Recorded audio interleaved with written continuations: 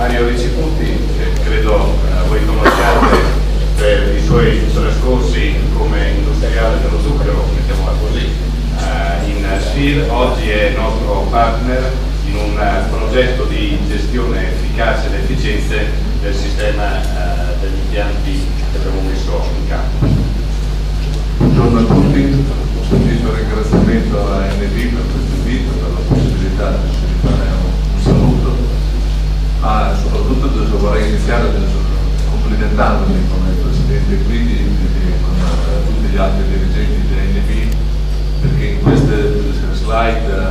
proiettate che rappresentano oggi la struttura organizzativa di NB ho visto i contenuti di alcuni confronti fatti 3-4 anni fa con il Presidente Guidi sull'evoluzione del mondo agricolo, del mondo vitivinicolo, e oggi li vedo completamente realizzati in un arco di tempo così breve,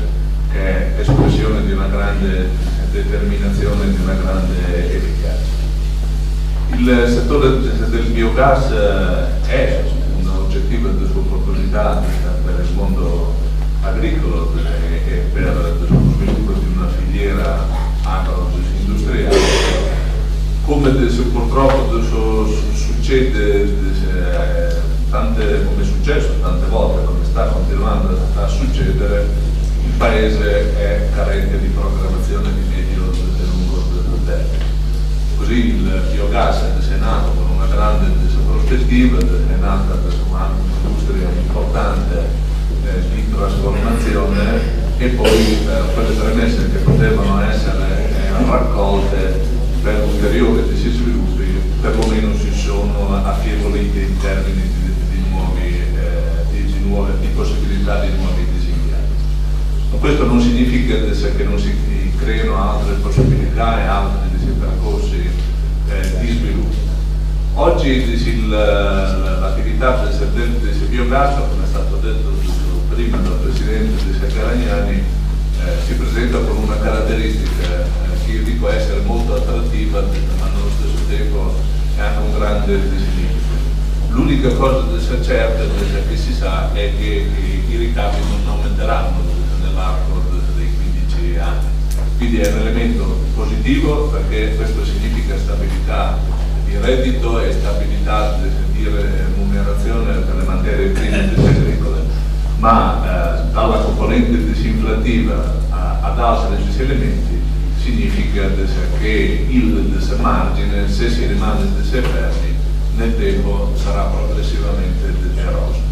Ecco che quindi per il biogas le strade sono prima quella dell'ottimizzazione della gestione per la ricerca delle massime efficienze operative, da raggiungersi non solo con processi di ottimizzazione ma anche con processi di integrazione e di collaborazione,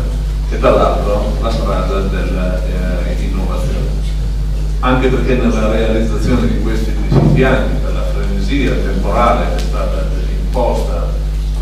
dalla normativa, molto è stato dato ai costruttori di biogas, e quindi si parte con un punto di partenza impegnativa, cioè che significa un investimento elevato che richiede quindi importanti flussi di ritorno per poter avere un riequilibrio economico finanziario valido. Per cui l'innovazione è la grande sfida in questo settore, che praticamente è partito negli ultimi 2 anni. Oggi ci sono circa 900 o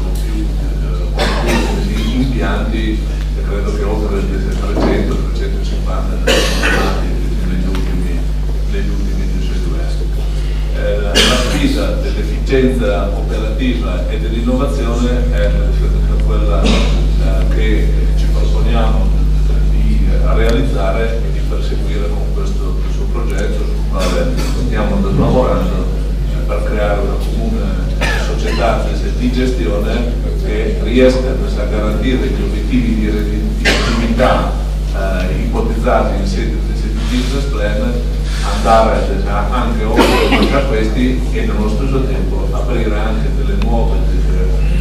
opportunità su fronti oggi magari non facilmente disimmaginabili, ma che oggettivamente